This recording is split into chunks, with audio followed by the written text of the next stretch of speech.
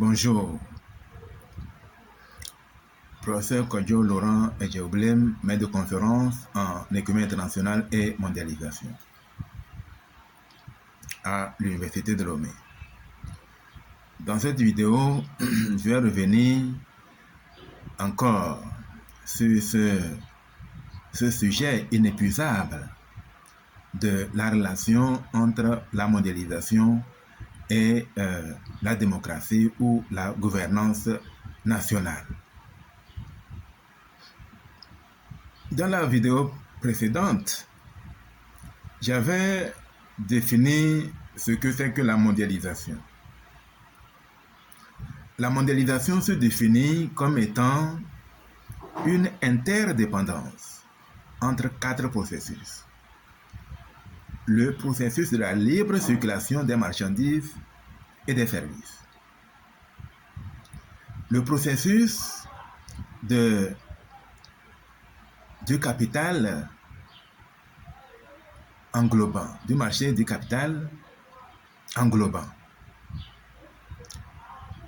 Le troisième processus est celui de la transformation ou de l'unification des appareils productifs nationaux pour devenir un appareil productif unique mondial. Le quatrième processus est l'instantanéité de l'information. Tout cela mérite une explication. D'abord, le libre-échange ou la libre circulation des marchandises et des services signifie que où que le bien soit produit, il peut être vendu dans un autre pays librement, sans taxe, sans aucun effort et même sans coût de transport, selon le modèle néoclassique. Nous voyons là l'achèvement du concept de concurrence pure et parfaite, puisque vous pouvez vendre produire vos biens à New York et les vendre librement à Lomé. En ce moment-là, la concurrence est parfaite, puisque il y a libre circulation des marchandises et des services, et dans ce cas-là, la concurrence est presque parfaite, puisque c'est le même produit qui est vendu partout. Chaque entreprise peut avoir des points de vente sur toute la planète. Et ce faisant, le même produit est vendu partout au même prix, et quiconque ose modifier le prix du bien subit une vente horrible. Voilà, donc c'est cela le processus de la libéralisation des économies nationales. Le deuxième processus est le capital mondial englobant. Autrement dit, les marchés financiers nationaux sont intégrés, tellement intégrés que ce qui se passe sur un marché se répercute immédiatement sur tous les autres marchés. Donc on a pratiquement un seul marché financier mondial. Donc le processus a commencé par le fait que dans les pays où les taux d'intérêt sont bas, attirent les capitaux flottants étrangers et donc cela conduit à l'unification mondiale des taux d'intérêt. Donc s'il n'y a pas de taxe Tobin, s'il n'y a pas de barrière aux échanges des capitaux, on atteint finalement une égalisation mondiale des taux d'intérêt. Le troisième processus est celui d'un appareil productif, la formation d'un appareil productif mondial unique. Dans ce cas-là, on considère que il y a une sous-traitance internationale dans la production des biens. La dernière fois, j'avais donné l'exemple de la voiture Ford Escort, où les composants viennent de tous les pays du monde, enfin, d'un grand nombre de pays, l'Afrique, les caoutchoucs au Libéria, le fer en Guinée, au Togo, ainsi de suite, tous les matières premières se transforment et atteignent les pays qui ont une main-d'œuvre plus qualifiée, qui les transforment et qui les remettent aux pays qui ont une main-d'œuvre encore ultra qualifiée. Et finalement, un seul pays ou deux pays font le montage final, comme à Hollywood en Allemagne ou en Angleterre. Voilà, donc en ce moment-là, la Ford Escort subit son montage final, mais les composants, les différentes parties de la voiture viennent de partout dans le monde. Et ce faisant, on a une marchandise globale ou mondiale. Et cette marchandise, même si on met Made in England, cela ne veut pas dire grand-chose, puisque on sait que les composants viennent de partout, du Japon, de la France, ainsi de suite. Ensuite, on parle de l'instantanéité de l'information. Si une information se produit ou il y a quelque chose qui se produit sur un point particulier du globe, en moins de quelques minutes, le monde entier est au courant. Voilà, et donc, cette information de plus en plus parfaite et à moins de frais parachève le marché de concurrence pure et parfaite et permet au marché d'engendrer une modélisation extrêmement pertinente. Il y en a qui craignent que la mondialisation ne soit sauvage et ne détruise les intérêts nationaux, ne détruise ainsi de suite tout ce qui pourrait être considéré comme l'identité nationale. Mais on ne peut rien. Personne ne peut empêcher le marché d'atteindre son apogée, son paroxysme. Et par conséquent, tout ce que l'on peut faire, c'est de se conformer aux lois de la mondialisation. Voilà. Donc, face à la mondialisation des économies, ou ce que l'on a appelé le village planétaire, indique que il y a une telle interconnexion des économies nationales à tel point que tout se passe comme si tout le monde entier était localisé à un seul endroit. Ensuite, on a parlé de l'interdépendance entre ces quatre processus. L'interdépendance fait référence au fait que il peut y avoir quelque chose qui se produit à un endroit donné du globe et cela affecte aussi d'autres économies. Donc, dans ce cas-là, on parle de quatre types d'interdépendance. L'interdépendance structurelle, il y a l'interdépendance politique, l'interdépendance de choc et l'interdépendance conjoncturelle. Voilà, donc il y a l'interdépendance structurelle qui fait référence au fait que, par exemple,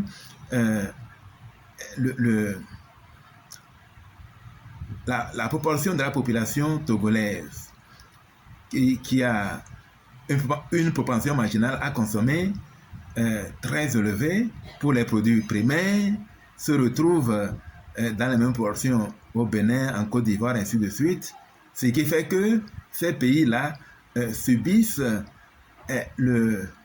une mondialisation conforme au principe de Linder. Autrement dit, pour Linder, l'échange est fondé sur le fait que les pays échangent d'abord les biens, et quand un bien apparaît sur le marché, il n'est acheté que par les plus riches. Et après un certain temps, les entreprises surréagissent pour produire, pour offrir ce bien-là à une grande échelle, ce qui conduit à la diminution du prix de ce bien, et par conséquent, ce bien sera consommé par toutes les franges de la population, en particulier ceux qui ont une propension marginale à consommer élevée deviennent consommateurs de ce bien. Et donc, la mondialisation se réalise par ce processus-là.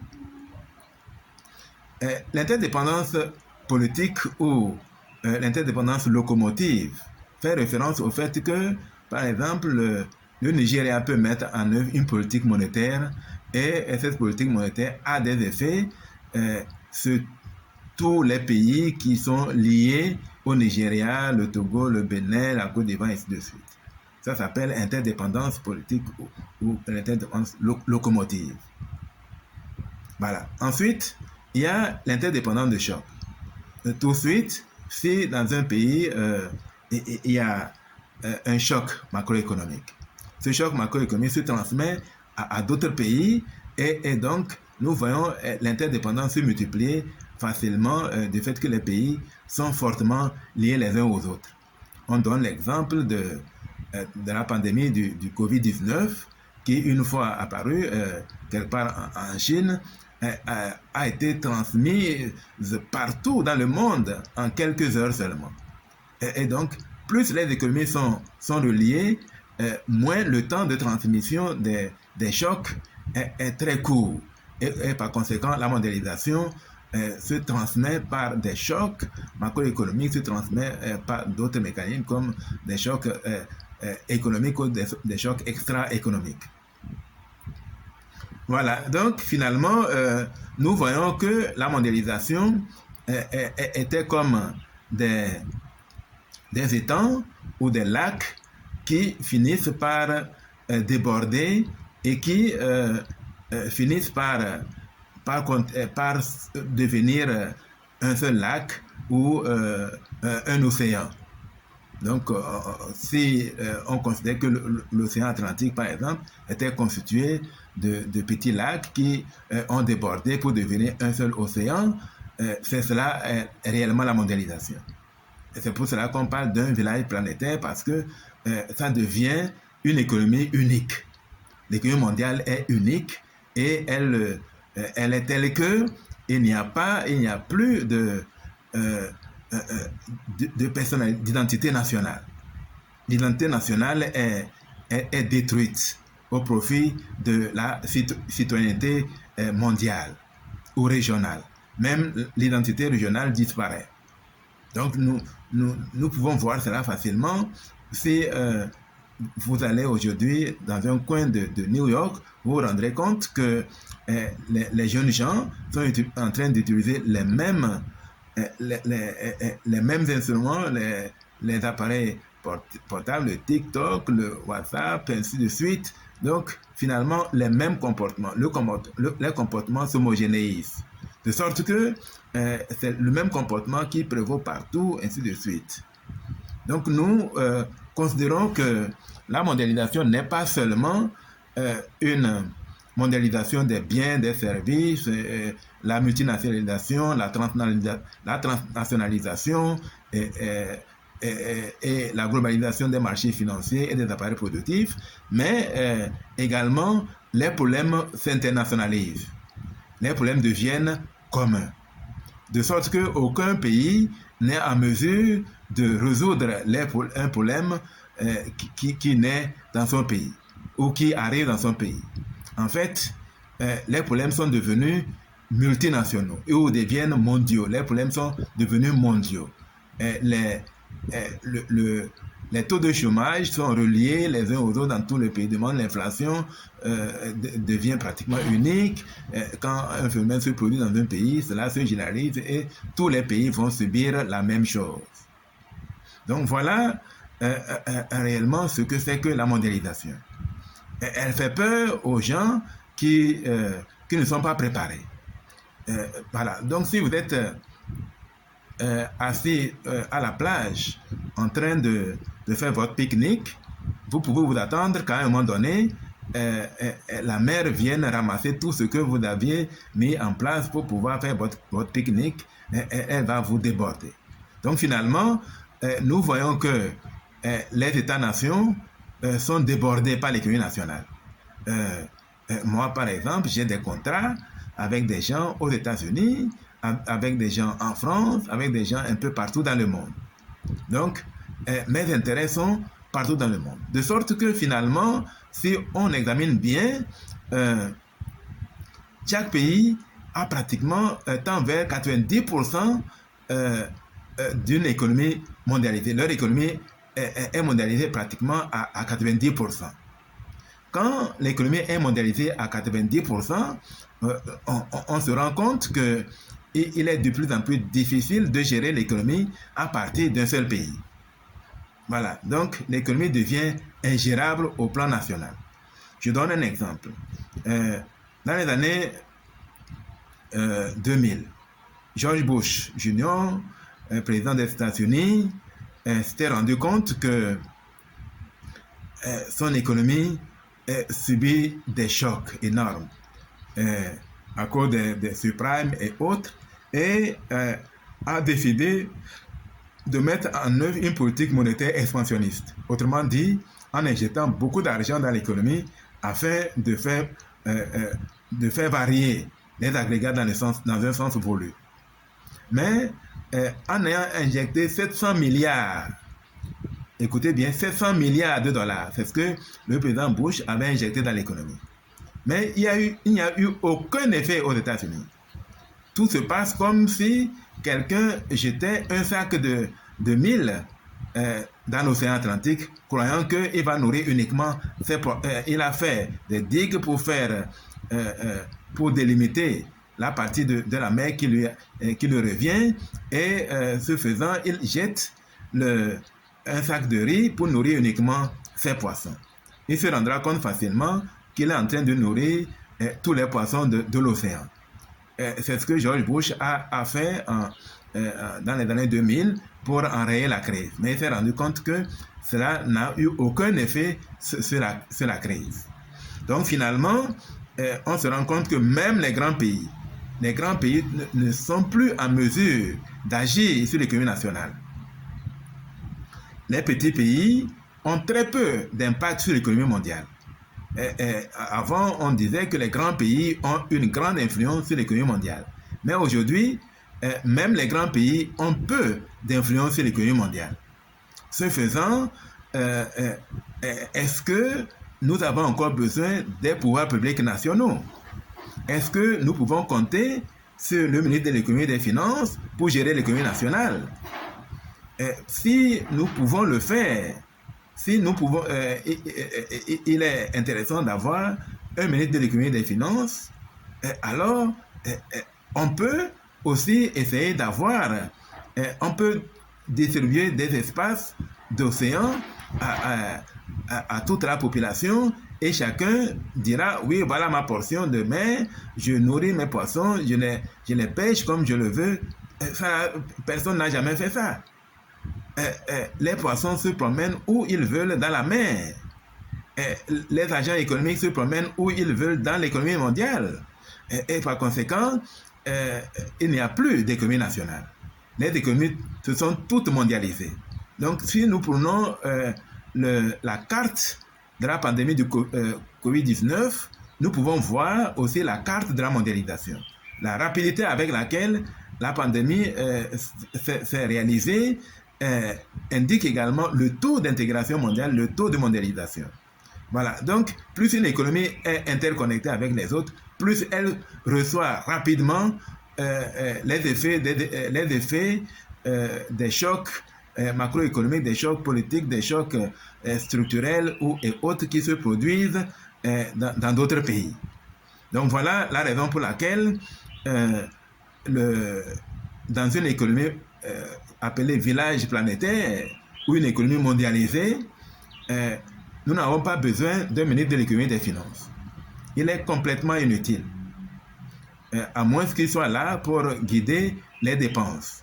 Mais si on réduit à son minimum incongru le budget de l'État, on n'a plus besoin d'un ministre de l'économie et des finances pour ordonner les dépenses. Chaque ministère peut le faire en fonction de ce qu'il reçoit de l'économie mondiale.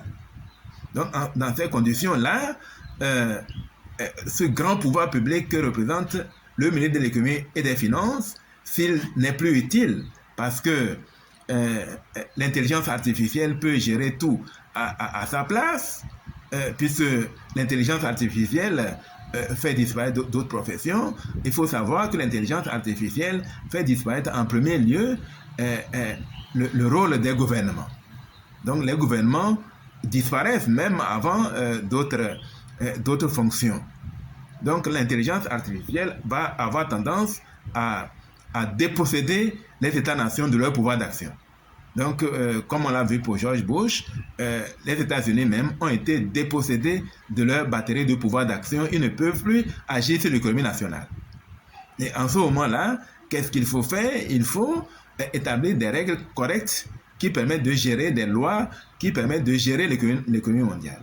Donc, dans ces conditions, il est clair que la démocratie n'aura plus sa raison d'être, puisque la démocratie cherche à élire les dirigeants qui vont diriger l'économie nationale.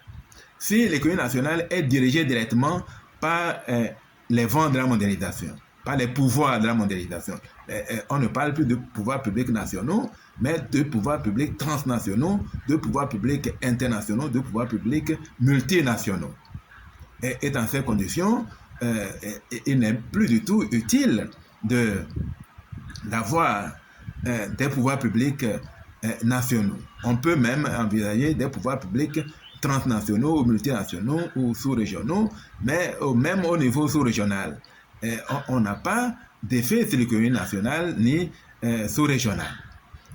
Les États-Unis est un grand regroupement d'États. C'est beaucoup d'États qui sont rassemblés. Et donc, si les États-Unis, malgré leur puissance économique, ne peuvent pas agir sur leur économie, est-ce que la CEDEAO peut avoir une force pour gérer son économie? Est-ce que l'Union européenne peut avoir une force pour gérer l'économie européenne? Non. Voilà comment Dieu est en train de résoudre, de balayer, de battre en brèche tout ce que le diable a conçu pour rendre l'homme malheureux. Donc la démocratie, c'est fini. Elle ne sert strictement à rien, puisque les pouvoirs publics nationaux n'ont plus de pouvoir sur l'économie nationale. Peut-être les pouvoirs publics ont encore un pouvoir à travers l'armée, la police, pour gérer l'ordre national. Mais progressivement, on se rendra compte que même la police, même l'armée deviendront privées. De sorte que, alors qu'au commencement, les nations, l'État d'Israël voulait avoir des rois comme dans les nations, alors que Dieu lui-même savait qu'ils n'en ont pas besoin, que le prophète suffisait et que Dieu lui-même suffisait pour gérer l'économie d'Israël. Le peuple a voulu avoir un roi comme dans les nations, comme la royauté qui n'est pas divine et d'origine satanique. Il est clair que tout cela a été créé par l'homme et inspiré par le diable, et progressivement il va y avoir une disparition des choses qui ont été forgées par le diable pour rendre l'homme malheureux. La démocratie a été forgée par le diable pour rendre l'homme malheureux. Pour comprendre réellement pourquoi nous tenons ce genre de propos, il faut se poser la question de savoir si la démocratie a une origine biblique. Dans la Bible, je n'ai vu nulle part où on parle de démocratie. Dieu sait combien de fois j'ai lu la Bible tout entière. Maintenant, dans la Bible, la seule gouvernance que nous retrouvons est l'ordre uni. Dans l'ordre uni, nous avons une forme de communisme. Tout appartient à tout le monde, et chacun remet son salaire à son clergé, qui se charge de lui remettre la partie qui lui est nécessaire compte tenu de ses besoins. Dans ce cas-là, on a l'ordre uni. Rien n'appartient à personne, tout appartient à tous. Dans le communisme, c'est presque la même chose. Mais le communisme est d'origine diabolique. Le communisme a été inventé par le diable pour imiter ou pour frélater, pour transformer l'original qui est l'ordre uni. Dans l'ordre uni, on n'oblige pas les gens à remettre leurs biens au gouvernement, au clergé, mais les gens le font par amour les uns pour les autres. Donc, quiconque aime son prochain est prêt à remettre son salaire, quitte à ne recevoir que la partie qui lui est nécessaire compte tenu de ses besoins. Dans ce cas-là, on a l'ordre uni fondé sur l'amour du prochain. En ce moment-là, si l'ordre uni est en action dans un pays, ce pays-là obéit le deuxième commandement que Jésus a donné, aimer son prochain comme soi-même. Quand nous aimons notre prochain comme nous-mêmes, nous sommes prêts à lui céder tout ce dont il a besoin jusqu'à ce qu'il soit heureux comme nous. Donc, l'ordre uni est fondé sur l'amour du prochain ou l'amour de Dieu. On aime son prochain parce que nous savons que on ne peut être sauvé tout seul. Nous savons que c'est ensemble que nous serons sauvés. Ceux qui sont élus pour vivre dans le royaume céleste vont être sauvés en collectivité. Ils ont des alliances avec leur Dieu et l'amour qu'ils ont les uns pour les autres les rendent unis. Ils deviennent unis et par les liens d'affection et ainsi de suite. Et surtout, du fait qu'ils aiment Dieu de tout leur cœur, de tout leur pouvoir et de toute leur force, fait d'eux des êtres qui sont remplis de l'amour de Dieu et de l'amour des hommes. Alors que dans le communisme, c'est juste qu'on force les gens à mettre leurs choses en commun et à nationaliser toutes les terres du pays, à nationaliser tout l'appareil de production, à nationaliser tout ce qui existe. Et en ce moment-là, on a un communisme forcé. Au lieu d'avoir un communisme libre, un communisme fondé sur la persuasion, sur l'amour du prochain, dans le communisme, le diable a juste pris le communisme selon Dieu pour le transformer, pour enlever l'amour du prochain, pour lui donner un autre contenu. Il en est de même de la démocratie. Chez Dieu, il y a véritablement une démocratie. La démocratie selon Dieu, ça s'appelle le consentement commun. Le prophète désigne celui qui doit gouverner et on le présente à la population, toute la population. Et la population doit voter pour dire, celui-là, je suis prêt, je vais prier pour lui. Je désire qu'il soit mon roi, je désire qu'il soit mon prophète parce que j'aime Dieu. Parce que Dieu l'a choisi, je le soutiens, je prie pour lui. Voilà, donc le fait que chaque membre de la population donne son assentiment, donne son accord, qu'il va prier pour son roi, pour son prophète, tout au long de son règne, est une forme de démocratie, mais une démocratie véritable, une démocratie selon Dieu. Voilà comment les choses devraient fonctionner. Donc, dans tous les cas que nous sortions de la démocratie selon le diable ou non, la mondialisation nous obligera. Ceux qui en sortiront les premiers vont gagner le plus à la mondialisation.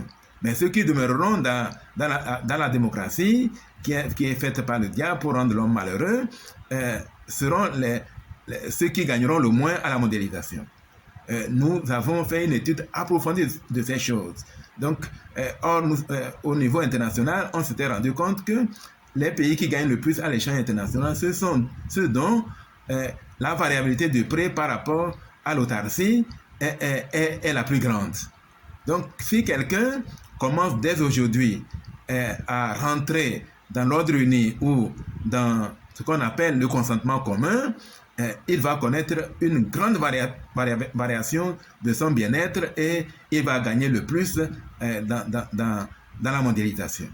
Donc voilà le complément que je voulais apporter pour que l'on comprenne que la mondialisation va s'imposer à tous et que la démocratie va disparaître d'elle-même. Actuellement, les puissances occidentales ne comprennent pas encore pourquoi la démocratie ne marche plus. Aux États-Unis, on a vu dernièrement ce qui s'est passé. Il y a eu pratiquement 114% 114 millions derrière chaque candidat. Et il y a eu même des possibilités de fraude. Avec l'intelligence artificielle, la fraude va devenir pratiquement incontournable. Et on peut tout faire avec l'intelligence artificielle. Et quiconque ne quitte pas la démocratie va se rendre compte que c'est ceux qui utilisent le plus l'intelligence artificielle qui pourront manipuler les élections en leur faveur. On a dit que l'élection de Donald Trump a été manipulée par les internautes. De même, un pays peut influencer complètement les élections dans un pays en fonction des instruments informatiques à sa disposition. On peut inventer un modèle informatique qui change tous les résultats. C'est la même chose dans le domaine éducatif. Aujourd'hui, j'ai dit que les thèses ne servent plus à rien. Les thèses telles qu'on les a connues, les thèses classiques telles qu'on les a connues jusqu'à présent, ne forment plus nos étudiants.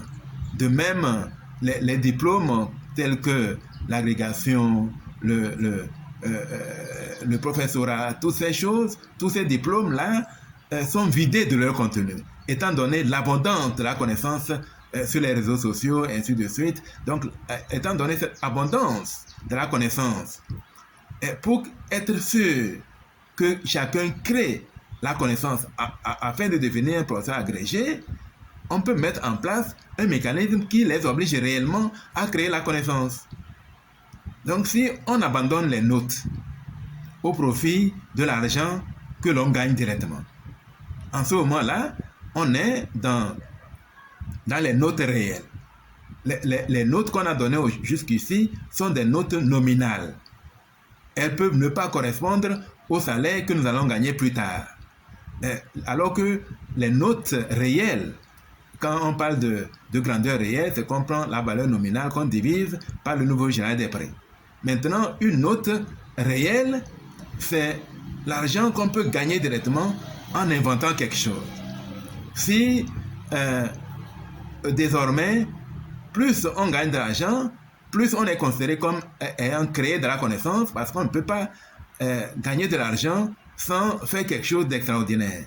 Donc, quelqu'un qui gagne de l'argent, il est en train d'obtenir une note. L'argent qu'il gagne est sa note. Et plus il gagnera de l'argent, plus il est diplômé. Et ce faisant, on ne note plus les gens par des notes nominales, mais on les note par la somme d'argent qu'ils gagnent en créant de la connaissance. C'est vrai qu'il y a beaucoup de gens qui gagnent de l'argent sans rien faire, mais c'est encore mieux parce que il suffit